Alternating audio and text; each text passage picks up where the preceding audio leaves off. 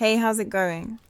So we've got a bunch of items from eBay again. Hopefully you'll be seeing loads of videos in the next few days as we work on fixing up these headsets.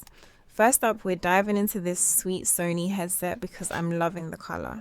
Apologies for any background noise, by the way. We tend to do most of our work while the shop's open. Alright, so let's have a look. The charging port seems fine. It's pulling in 5 volts and around 200 milliamps, which sounds alright. But the power button doesn't feel like it's working at all. Time to crack it open and see what's inside. There are just 3 little screws holding the speaker in place. Once we've got those out, we can take a closer look.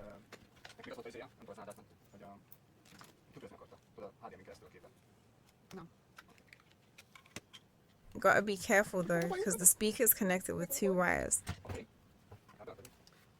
I can see the charging light still on, but the power button's definitely seen better days. It's completely jammed. There's only 1 screw holding the board in place. Once we've got that out, we'll take a closer look under the microscope.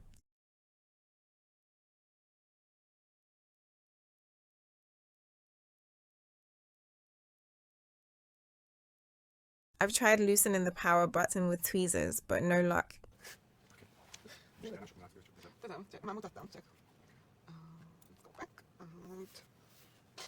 It looks like we're going to have to replace it. Now, before we can work on the board, we need to remove the battery.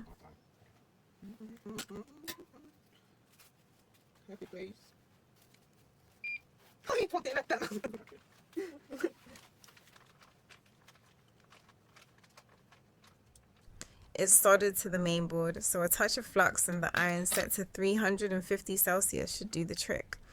Just gotta make sure the battery cables don't short out. That wouldn't end well. We've dodged accidents so far, but I've seen enough videos where others weren't so lucky.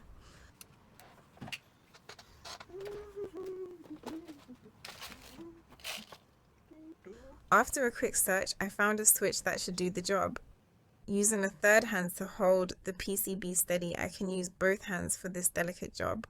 These SMD switches are tiny, only 3 millimeters. A bit of flux on the switch and the solder wick to remove the solder around the 5 points where the switch connects to the main board. The left and right pins on the back of the switch are the most important, as they're what the button connects to send the signal to the IC. The rest just secure the button in place so it doesn't fall in when someone pushes too hard.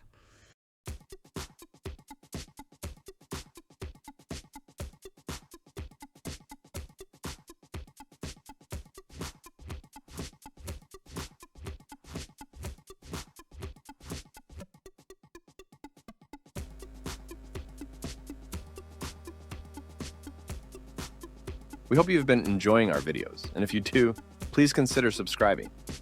Your support means a lot to us and enables us to dedicate more time to creating content like this. If there's anything specific you'd like to see, feel free to leave a comment, and we'll do our best to make it happen.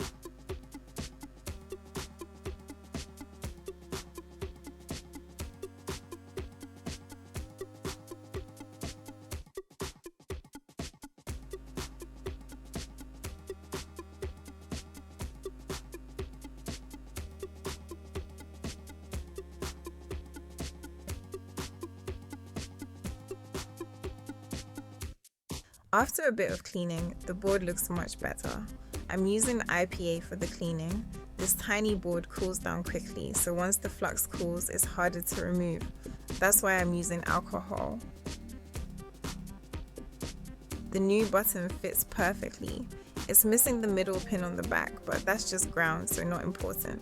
Now, these tiny plastic switches melt like ice cream under the soldering iron, so you have to be careful. Don't use more than 350 Celsius, it can be less, and don't touch the plastic. Also, don't heat up for more than a few seconds. Fun fact, Lenovo notebooks use almost the same buttons when the recovery and power buttons are on the side of the notebook. We've repaired so many Lenovo notebooks with this issue.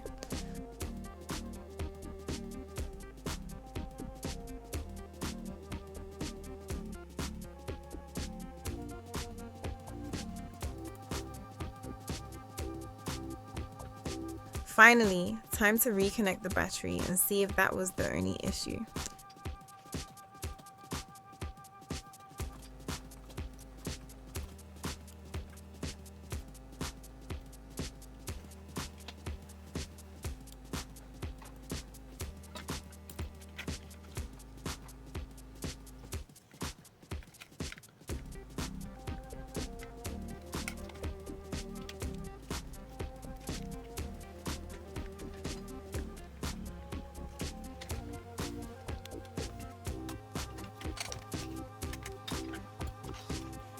Now, at this point, my OBS crashed. When I tested, the left side was noisy. Let's continue from here.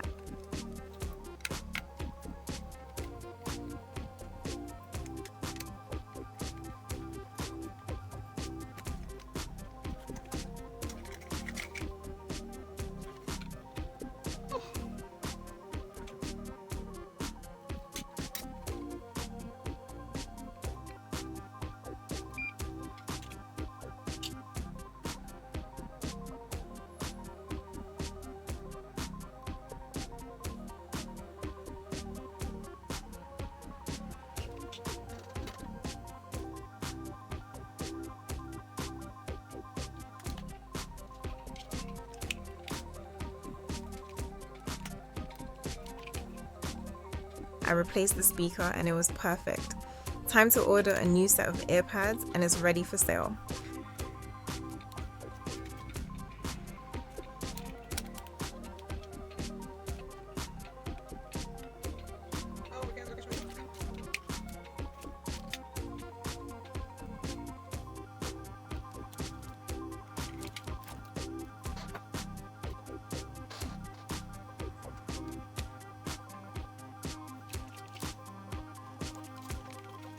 Now, let's move on to the white Sony headset. It's the same model, so I have a feeling it has the same issue.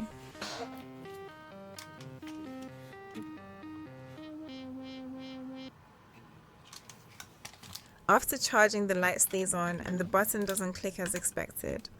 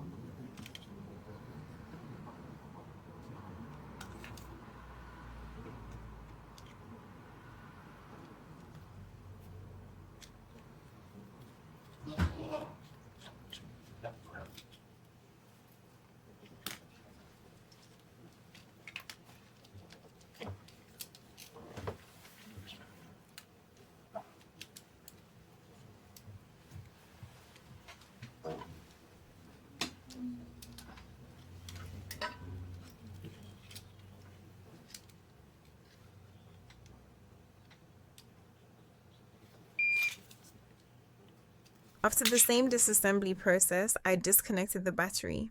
It's much quicker the second time.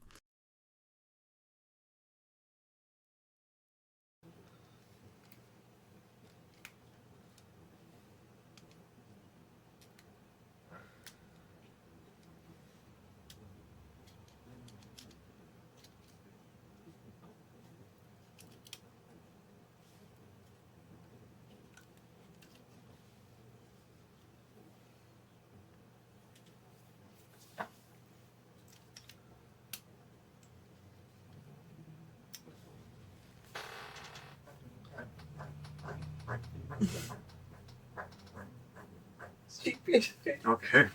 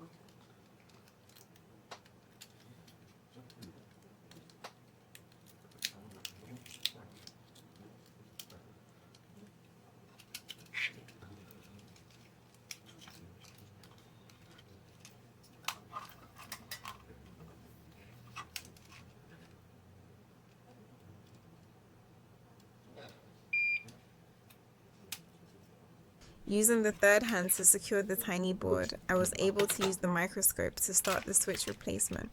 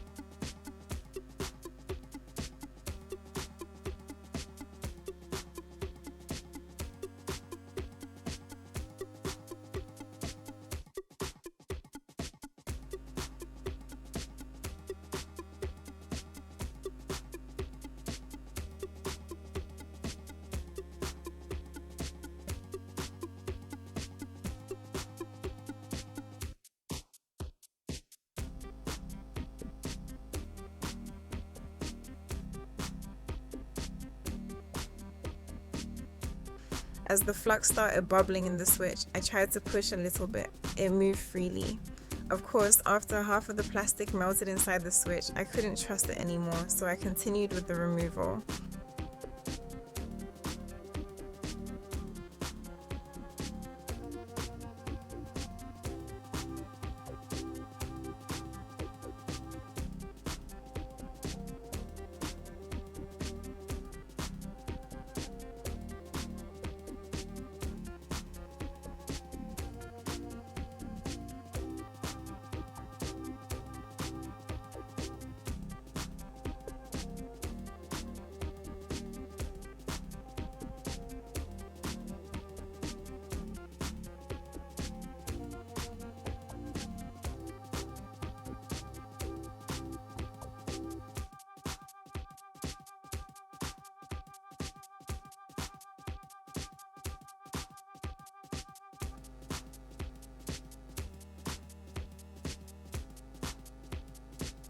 This is a slow and tedious work as you try not to damage the circuit, but you have to remove the switch, which really doesn't want to come off the board.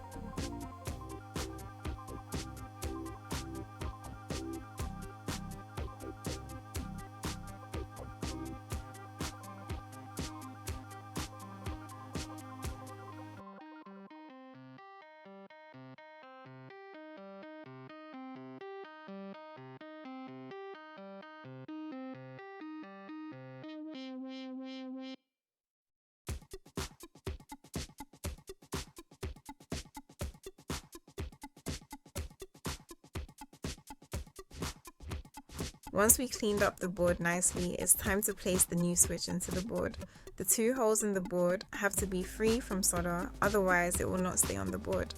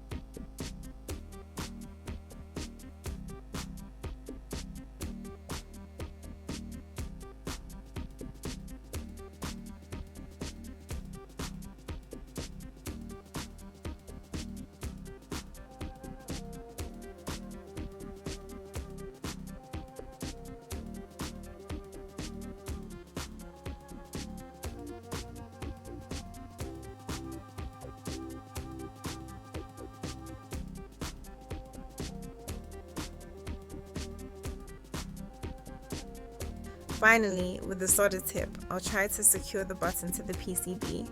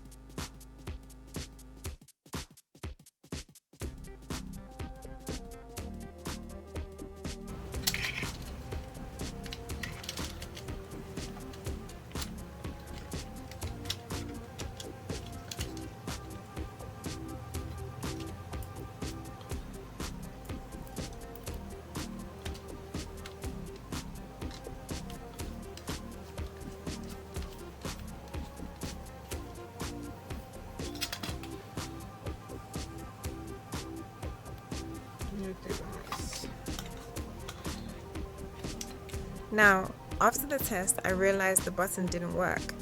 As one side of the button should be connected to the ground, I accidentally damaged the trace on the PCB.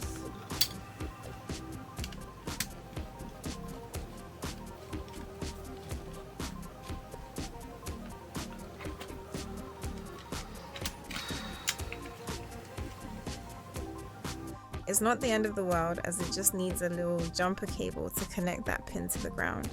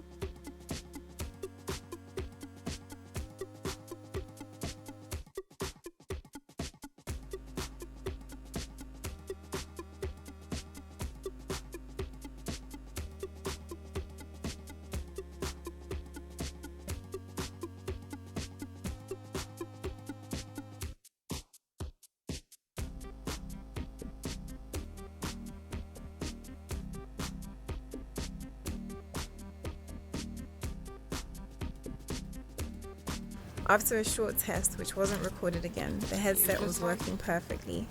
Time to put it back together. If you enjoyed the video, don't forget to like, subscribe, and maybe drop us a comment. Catch you later.